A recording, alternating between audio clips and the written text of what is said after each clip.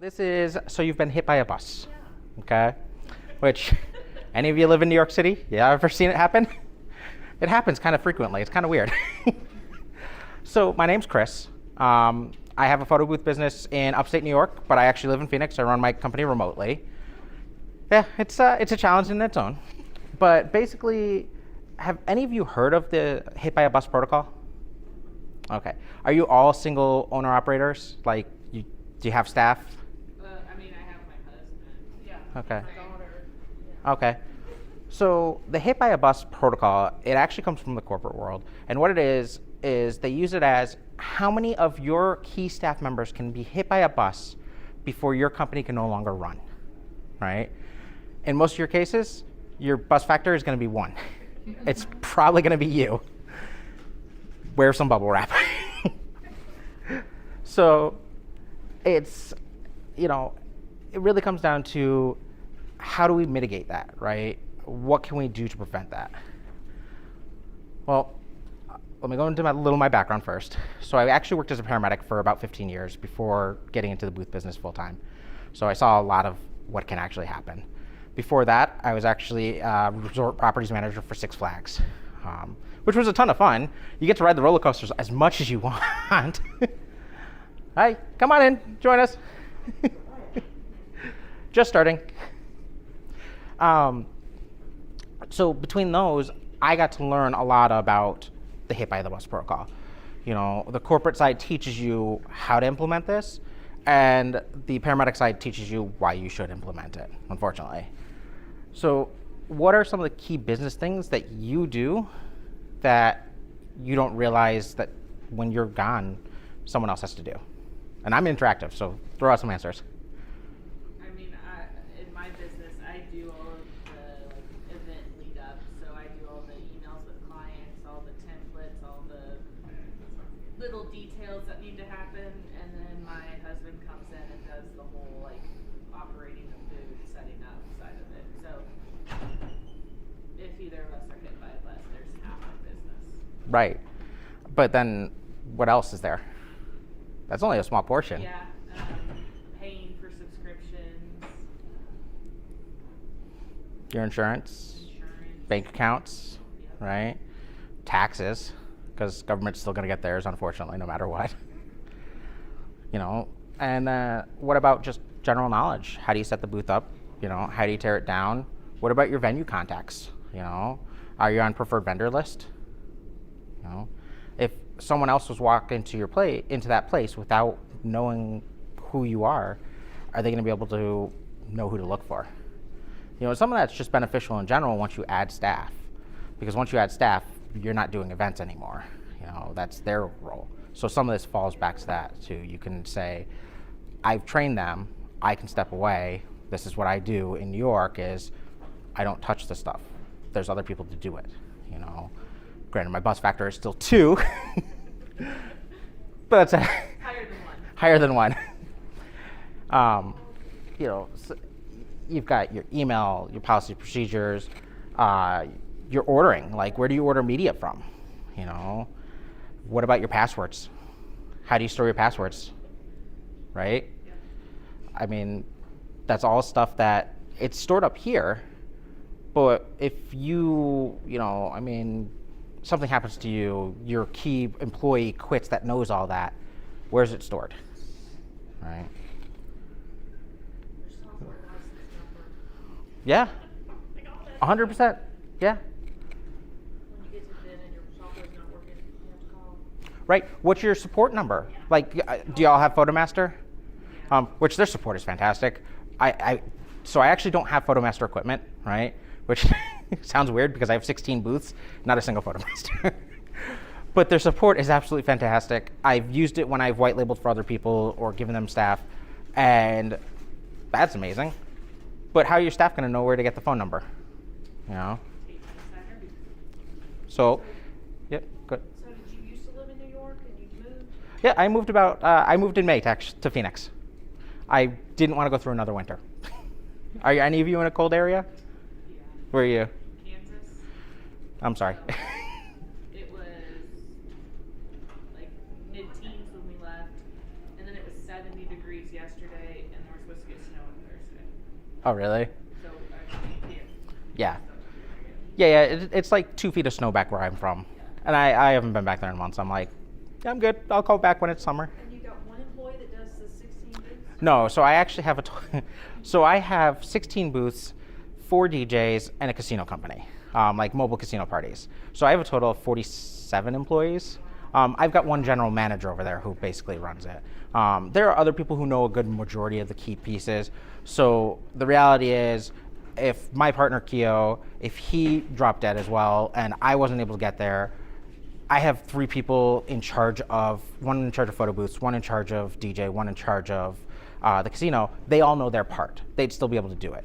They have access to an app I use for our passwords, which is 1Password. It's great. It goes on your phone, it goes on your computer, and it's just another way to back up your passwords in a spot that if something happens, here's the key password, everyone knows it. Would you say it's called? 1Password, like the numerical one. They have a, That's our app? yep, it's an app, and it's they have a computer app as well. So it's really useful. Like I said, I just back everything up. You can even segment stuff and say, okay, this is only for this company, this is for this company, and I can limit who has access to what. But it's one of those things you just use to decrease the risk of something happening. Costs money, subscription or anything? Yeah, so there's a free version. It's great for just your phone. I tell people to use it all the time anyway because, I mean, I'm getting older and I forget my passwords. But even then, I think it's like $2 a month or something like that, $3 a month. It's really cheap. I'm a cheap bastard. I will not, I'll be honest. If I can find something cheap or free, I will. Unless it's really going to save me a ton of money. So, you know, going back to some of those issues you talked about, like your event stuff leading up to, how are you taking your events in right now? Are you doing email and they're just stored in an email and Excel spreadsheet, or are they stored in a notebook? How do you know when you have an event coming up? We use the Okay. Oh, so you know me already. Are you Boothbook? I'm the American Chris with Boothbook. Okay, because Yeah. I'm coming to see you. 'Cause Oh, okay. Right now, mine's in a spreadsheet, it's on my phone, it's email, and I'll Yeah. actually email people say, hey, what do you want? And they say, I already booked. I'm like, that's not embarrassing, you know? Yeah, exactly. But the nice thing with using an app, it doesn't have to be Boothbook. It can be used CheckCherry, 17 Hats, Dubsado. I know there's a ton of them, right? But that's another way to decrease the risk of your company being gone without you, because everyone can access that, right? You can set up an employee as an admin and say, hey, what events are coming up? What's done for it? You know, I use Boothbook. The reason I like Boothbook is because it shows if my template's done or not, my start screen's done or not, if it's paid or not, you know, all that stuff. It does my account. It doesn't do my accounting. It goes into QuickBooks, which does my accounting, and it syncs with my scheduling software, so all my staff get scheduled. So, in all honesty, I haven't looked at my I haven't looked at my emails for my company in like the last 4 days. I have no clue what's going on, but I know it's all taken care of. So, more just decreasing the chances. So, what other things do you do? You said templates, right? You design your own templates. Do you design your own templates? How about back there? Design your own templates? You pay someone? We're just starting. You're just what? We're just starting. Oh, you're just starting? I do Okay. both, actually. I buy some or I design them too. Okay. So does anyone actually hire someone out to do their templates? You do. You do. No, be happy about it. Be good. Because think about it. I want to learn myself. I mean, I do some of them, but I'm not very. The reality is that time, and this isn't just with getting hit by a bus, is that time that you can spend doing something for your business or working on your business, right? And, you know, in the corporate world, there's 2 types of leaders. Those that do everything and know everything, and they're really smart, okay? And then there are those that are still pretty smart, but they're smarter because they hire people around them that know how to do all those things, right? So hire someone that knows the design stuff or does the design, or outsource it to like Clay or Cherie or any of them, right? Now Cherie doesn't do the designs, she has them pre-made, still makes it a ton easier. You're spending 3 minutes on a template instead of like 30, 40, 50 minutes, you know? It's just one more thing that you can say, okay, I no longer have to worry about if like my arm gets chopped off, I can't design, I have someone to do it, right? Now you've got one step covered. you know. So we've got two things done. We've gotten booking software done. You can take bookings in still. You can make sure people still go. And now you've got your designs taken. What are you going to do for getting booths set up and tear down? Like, you do them yourself? Do them yourself? Everyone does their own setup and tear down? So I had back surgery. I couldn't lift over 10 pounds for like about a year. That's why I'm no longer a paramedic. Really not great. Some of these booths are really expensive or really heavy. And what are you going to do if you have to send someone out to do it? Can you? You know, are they going to know how to? Not right now. Right. So again, hit by bus. So what I do with all of my booths is we actually use what he's using to record me, the Osmo Pocket, and we record a video of us setting up the booth with step-by-step instructions, put it on YouTube with a link in the booth. We use QR codes, and they can scan the QR code, it pulls up the YouTube, and it actually will, there's a second one next to it that pulls up written instructions, because not everyone's visual, some people need written, and it also has a troubleshoot guide. So, hey, my flash isn't going on. Okay, check. Is your flash plugged in? Is your flash turned on? Is the sync cable plugged in? Simple things, right? But now I have literally sent someone out that has never done a booth before, set it up on their own, ran the whole event, and I never got a single phone call. Yeah, COVID was a great thing for us. Loved having to do that. So, you know, another just cover your bases kind of a deal, right? Because you can't be everywhere. When you want to expand, eventually you're going to have to add staff. You know, it's great to start with friends and family and such, but the reality is they don't want to do it all the time either. You know, they have weekend stuff they want to do. Hire staff, get them on, teach them, but have these fallbacks so they can always do it. You know? Can you talk about like what you pay someone? 'Cause to me, Yeah. lugging that photo booth and dragging all that stuff in, to me it's worth more than like this low hourly wage. Do you have a figure that you think is fair to pay these people and to drive to an event maybe 30 minutes away? Yeah, so I pay $20 to $25 an hour with a minimum of $125, okay? So most events for me are 3 hours, but I also tell them, if you wanna go set up ahead of time, and I prefer that you do, I will give you an extra $25. So go before the event starts, introduce yourself to the staff, set it up, come back later. Go get dinner, whatever you wanna do, right? I started doing that before I had employees, and it ended up getting me on so many preferred vendor lists. And I still am, and I get the majority of my business because of that. I don't use WeddingWire, I don't use Yelp, I don't use Knot. It's all referred business, and Google, but yeah, I just rank really high. So it's tough to get people in right now. Like, employment is horrible. People just don't want to work. It sucks. 2025 with a minimum of 125, people are like, all right, yeah, I'll give up a weekend night for that, you know? Especially, I'm not in a huge city. My city is about 1 million people within an hour drive. Or most even like smaller cities or bigger cities. Smaller? Very small? What's very small? I live in Malta. The whole country is like a dot on the map. So Oh. Yeah, so you have the whole country covered. You're good. Yeah. But then it falls back to how you're doing payroll, right? So I use Square for payroll. I also use Square for my credit card processing. But they clock in, they clock out on their phone. And I pay them from when they get to the office to when they get to the event and they get back to the office, you know. I'm nice. What's it gonna cost me? A couple dollars, right? It's not worth penny pinching over a couple dollars when the reality is I don't have to be there, you know? I mean, I'm in Phoenix, I'm enjoying my pool, and they're dealing with winter. I don't care. Sorry, I run my business remotely, so all the way across the country. It's kind of nice. Yeah. do you send one attendant or two to the event? For my regular photo booths, it's one attendant. For my 360 booth, it's 2 attendants. And they set up and they break down, they do it all. Yes, they do it all. If an attendant just went to attend the event, found everything set up, and maybe had to break down, I suppose it would be a difference in what the rate you pay there.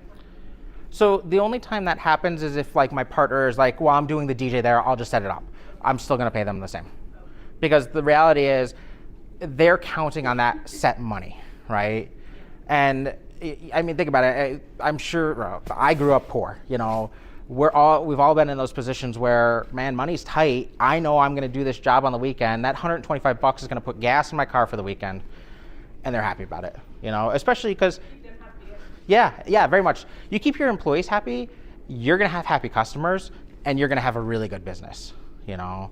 And I just raised my rates on all my booths because, well, everyone else did, and everything went up in life. And I'm going to increase what my pay to my staff is too, you know. And I told them, I'm like, I'm kind of greedy, but I'm not entirely greedy. I will spread the wealth, you know. I make it so they're good. You know, if they do an event that is more than an hour away, I get them a hotel room. That's me, you know. I offer them a hotel room. They don't have to take it, you know. I don't want to drive home in the middle of the night. You know, there's a bunch of deer where I live, or lived. We hit those things all the time. You know, they can use their car, they can use my car. I don't care. You know, I know not everyone has cars to give out. We just do because of the casino side, which then deviates because the casino, it depends on the number of tables they have, on how many people go out, but we're not in the casino business. So QR codes, I use them on everything, honestly. NFC tags, whatever you want to use. They're really easy to set up, you know, and you just you go on a website and you say, send this QR code or create a QR code for this link, put a link on your page of your troubleshooting guide, you know. Is everyone mainly Mirror booths or a mix?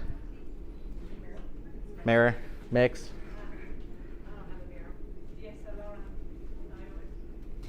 Yeah. And you know, some of this stuff is just you do different pages, do different QR codes, and just have it go to a different one. But when you're setting up these troubleshooting guides, it also gives you policies and procedures then, because you could say, did you follow the policy and procedure in the setup guide to make sure that the photos look good, right? Because that's another aspect, is how are you giving that good quality? Well, I'm not there. I know the quality I give. I want it to look like it came out of a professional photographer. And I laugh at the people on some of the photo booth groups when they're like, well, why do my iPad photos look really blurry and really dark? Well, because it's not a DSLR, it's different. But I have instructions, okay, no more than 3 feet away. Send a text picture to my partner, make sure it looks good. So, email, you know, a lot of that is just how do we make sure someone else has access to our email, right? Majority of your communications through email.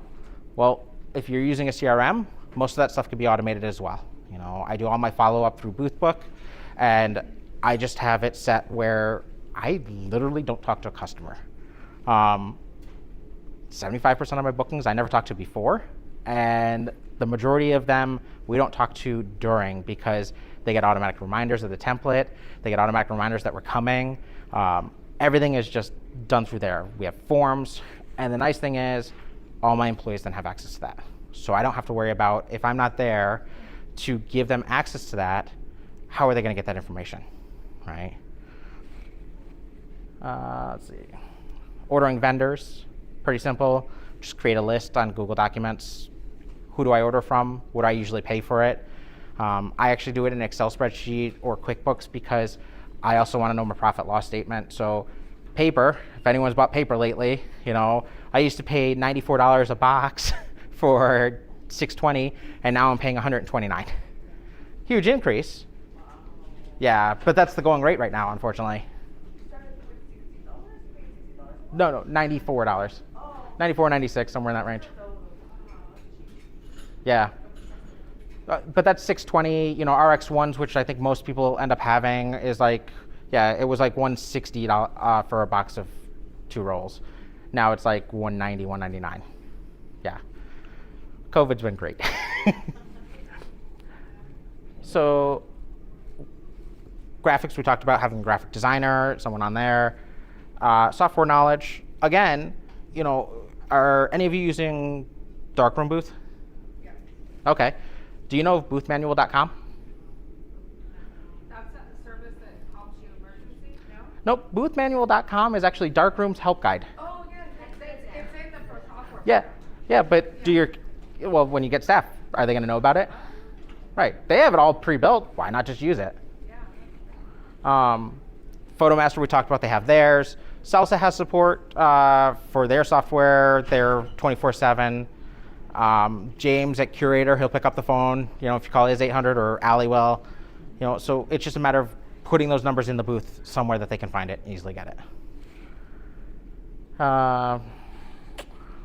What other things do you typically do in your business day to day that you don't think about? Can't hear you. Sorry, what was the question? What do you do in your business day to day that you don't think about?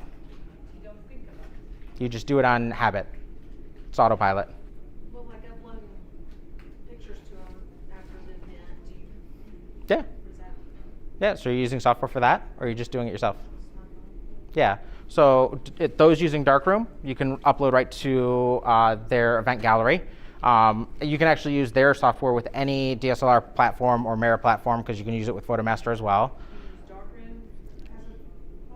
Darkroom has Event Gallery, and it's just a photo hosting site, right?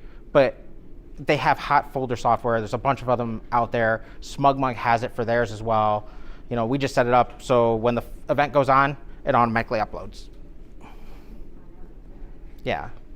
But it's, again, one less thing for someone to have to do because it's already done, right? It's in the instructions on when the person's whose job it is to set up the event and how to do it, their instructions include that. And it's all just a matter of writing it down, right? You have to have it written down somewhere for someone to know and for someone to be able to easily find. It's great if you have it in Dropbox, but if no one can get to that Dropbox or knows where it is, does it help anyone? Yeah. I mean, my Dropbox has like folder, inside folder, link to another folder, to someone else's folder. So we have those, TV didn't work, so I'm trying to read through my slides at the same time. So the booth book is what sending the emails, just kind of like letting you know we'll be here. Yeah, and CheckCherry does it too, Dubsado does it too, 17 Hats does it too. I know I'm with BoothBook, but I'm not, I won't discriminate against any of them. They're all really good. They're all gonna just make your life easier. They're all gonna make it so that if you aren't able to do it, it's still going out. People don't know, The issue with that is if you don't have someone to take over and it's still going out and you're still booking, well, someone's paying you to be there and you're not gonna be there. So really it just comes down to creating that plan, putting it all in. Now, a lot of this will go into like a living will. It's a little dark, but the reality is you need it to be in a spot that when something happens, a lawyer or whoever your power of attorney is going to have that, which you should have a power of attorney. No matter what age you are, if you have a significant other, or if you don't, it should be a parent, you need a power of attorney to be able to take care of stuff. And there's two types of power of attorneys. There's a financial power of attorney, and there's a healthcare power of attorney. So obviously for a business, you want a financial one. They'll be able to still sign your checks. They'll still be able to get into all your stuff and act on your behalf and keep the business running. Most of those you can get online. Like, it's a simple form. It's like $25 to fill one out and have it there, but it's so worth it. I just had a friend of mine, he got COVID really bad and ended up on a ventilator, and his wife did not have a power of attorney and could not get into any of their bank accounts. Despite the fact that they are married, have 2 kids together, and have lived together, and her name is on the mortgage, they would not let her do anything with the mortgage. And they almost defaulted on the house because they wouldn't let her pay it. Yeah, she's like, I'm giving you money. You want money, right? Yeah, so just make sure you have one. And that's just general life advice. Let's see, what other things do you do on a daily basis that you don't realize with your business? Equipment maintenance. Make sure things are running in between events. Make sure cords aren't bent or snapped or broken or. Yeah, but at the same time, your person at the end of the event should be doing that. So it's just writing it in, saying how to do that, right? What about social media? Who does your social media? Yeah. Does anyone actually do social media? All right, so you're all better than me, and I don't remember to post anything on Facebook, right? No one knows I'm in Vegas right now. If I died, my wife would know, and that's about it. Maybe a good thing, I don't know for her. My dogs would miss me, that's good. So, but that's the thing is, it's great to post on social media, but is that time well spent for you? Or could you be doing other things, right? So there's companies out there, there's software out there that will post for you. I pay what's called a virtual assistant to do it for me. I literally pay $25 a week for someone to go look at the photos we did that previous week, choose some awesome photos, put some stuff on Facebook and Instagram for me, and they're done. Okay, who's that? So virtual assistants are just people you find online, and they do everything remotely, right? They could be in the United States, they could be in the Philippines, they could be anywhere. It all depends, they pay by hour. So the first time I paid her, it was a lot more. It was like $500, but she set everything up, got to know how stuff worked. And after that was, here's $25, I worked for an hour, that's it, No, so it's actually on Upwork is where I got mine from. But there's a ton of sites. If you just Google virtual assistants, there's a ton of them. I mean, you could literally hire one to answer all your emails for you if you want to. I have thought about it. I get a lot of emails I really don't want to read. Sometimes that's just laziness, whatever. How does she get into your downloaded photos that you can then? So the ones that are automatically uploaded, she has that link. She just goes in and chooses the best ones and posts them. Yeah. And ours, when they upload with the location of the event, the name of the event, and the date. So she just puts out, hey, we love being at, the Arbor Loft on Saturday. Congratulations to Mr. and Mrs. So-and-so. And posts it on Facebook and posts it in our 2 local wedding groups, Not a big city. We only have 2. But again, someone else doing it, right? I don't have to do it. They know how to get into everything. And I can spend time on my business instead. Or, again, sitting by my pool because Arizona has nice weather. What other things do you do? There's a lot more.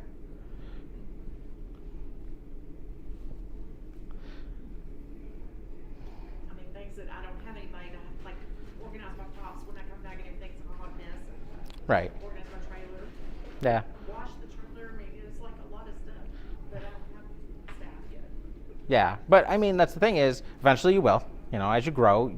And are you new to business or? I've been doing it since 18. It's just me and my daughter and my husband. Okay. I hire a few people every now and then when I've got 2 meetings. So we do party roamers along with our photo booth. So Oh. that gives us 2 people. Yeah. But I mean that you have the ability to scale up very easily then. If you just don't know how? Start with these steps. You have 3 photo booths.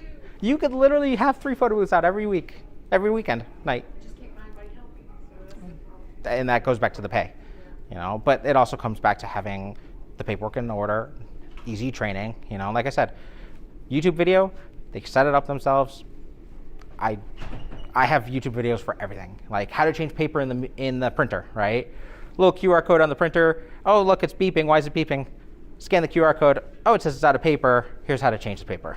Do you sell your videos? It has my ugly face on it. No. I will share. I'll send them to Julia, and so you can see what they look like. My booths are special, custom made, so they wouldn't match minus the salsa. And salsa has a setup and tear down video, but I can send you what I use. It's just really easy, and it takes 20 minutes to make the video, if that. It takes longer to upload it to YouTube because they want to check it and make sure I don't put anything illegal in it. Let's see. What other things do you think you have that you can't expand on?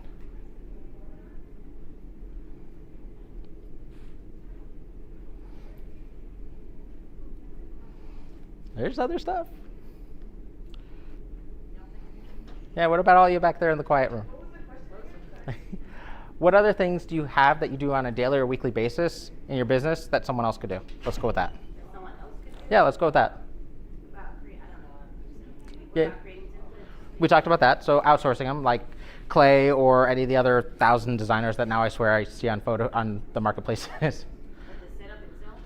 Yep, we talked about that. So, yeah, Drive a car. Now you're getting into things we didn't know we needed to do and never made. Yep. But there is a ton that you don't know you have to be doing, What right? about like the proposal to the client? So I use About that? I use Boothbook for that. That's all automated. It creates the proposal for me. It sends it to them. The correspondence back and forth between you and the customer if there's questions? Yeah, really, there's like never questions. I talk to like 75% of my clients book without ever talking to me. I truly love it. So how do you get the information? Oh, I guess you put it in the questionnaire. Yeah, so they go on my website, they fill out a little form. It says, hey, what's your name? What's your event date? What kind of event are you having? And then it takes them right into the booking form. Most of the people just save or book right there. It's fantastic. It's like the Amazon of stuff. People nowadays don't really want to talk to people either. They're like, I just want to book. And I get that email all the time, and I'll see it. And they'll be like, thank you for making it so easy to book. I literally just bought it, and I was done. And yeah, I mean, I'm sure I could actually increase my sales, but I do like 300 booth events a year already. I really wasn't worried about it, but if I don't have to talk to them, I'm cool with it. I could, like I said, hire a virtual assistant, answer all those emails. Just not something I do. That's your business, you don't work anything else. No, so I help out with Boothbook, and then I'm actually starting another business. I just partner with someone from Houston who does 1,500 events, and we're implementing it in Phoenix. So, gonna be a little busy. Yeah, 1,500 events a year. But they do my rates. So it depends on what kind of booth you want, how many hours you want. Give us an example. Okay, so my standard DSLR camera is $795 for 3 hours, and then $100 per hour after that. My mirror booth is $100 on top of that, just because no one ever rents it from me, because that's what all the DJs have. I don't care. Let them. I hate taking the dang thing out. My 360 booth is $1,200 for 3 hours, and then $400 an hour after that. Smaller city, everyone has different rates. Charge what you think you're worth.